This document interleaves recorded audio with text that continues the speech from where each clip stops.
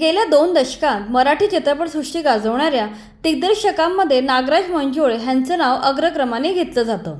फॅन्ड्री, सैराट आणि झुंड यांसारख्या चित्रपटांमधून त्यांनी केवळ मनोरंजन केलं नाही, तर समाजातील जातीव्यवस्था, गरिबी, विषमता ह्याचे सत्य मांडलं आहे. आज नागराज मंजुळे यांना आंतरराष्ट्रीय स्तरावर ओळख मिळाली असली तरी या यशामागे अनेक वर्षांचा संघर्ष आहे. त्यांचे वैयक्तिक आयुष्य चढ उतारांनी भरलेलं आहे. ज्युनियर कॉलेजमध्ये लग्न, संसारातील आर्थिक ओढाताण, लग्नाच्या 17 वर्षांनी घटस्फोट, विभक्त झाल्यावर पहिल्या पत्नीने केलेले भयानक आरोप, त्यानंतर वयाने लहान मुलीशी दुसरे लग्न, अशा अनेक गोष्टींमुळे ते कायम चर्चेत असतात. चला तर त्यांच्या वैयक्तिक आयुष्याविषयी जाणून घेऊया. नागराज मंजुळे यांचा जन्म 1977 साली सोलापूर जिल्ह्यातील करमाळा तालुक्यातील जेऊर या छोट्या गावात झाला. त्यांचे बालपण अत्यंत साध्या आणि आर्थिकदृष्ट्या हालाखीच्या परिस्थितीत गेले. वडील मजुरी करून कुटुंबाचा उदरनिर्वाह करत होते. नागराज 12वीत असतानाच वयाच्या फक्त 18व्या वर्षी त्यांचे लग्न लावून देण्यात आले. त्यांचा विवाह सुनीता मंजुळे यांच्याशी झाला. दोघंही त्यावेळी अत्यंत कोवळ्या वयात होते. ते संसारात तर पडले, मात्र त्याची आर्थिक परिस्थिती बेताची होती. त्यात हातात काहीच काम नव्हते. या काळात नागराज पुणे, अहमदनगर आणि इतर ठिकाणी शिक्षण व चित्रपटसृष्टीत स्वतःचं स्थान निर्माण करण्यासाठी धडपडत होते. या काळात घराची जबाबदारी मोठ्या प्रमाणावर सुनीता यांनी सांभाळल्याचं त्यांनी स्वतः एका मुलाखतीत सांगितलं आहे.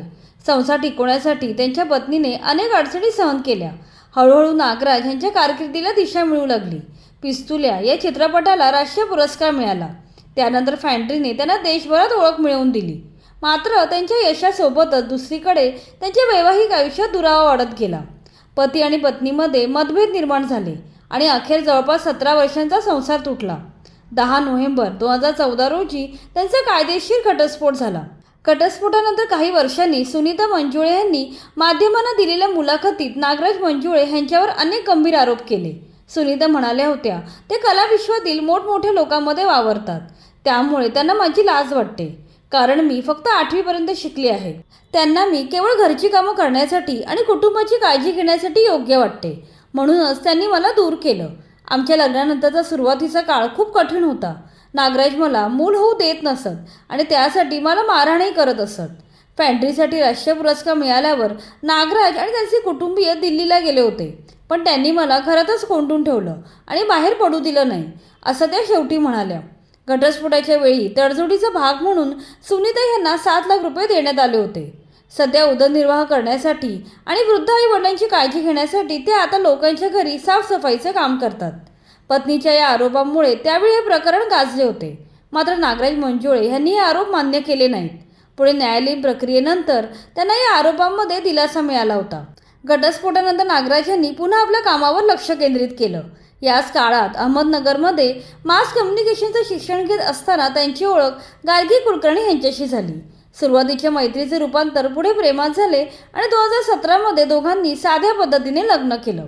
गार्गी स्वतः कवयित्री आणि लेखिका आहेत. नागराज यांच्या चित्रपटांच्या निर्मिती प्रक्रियेतही त्यांचा सक्रिय सहभाग असतो.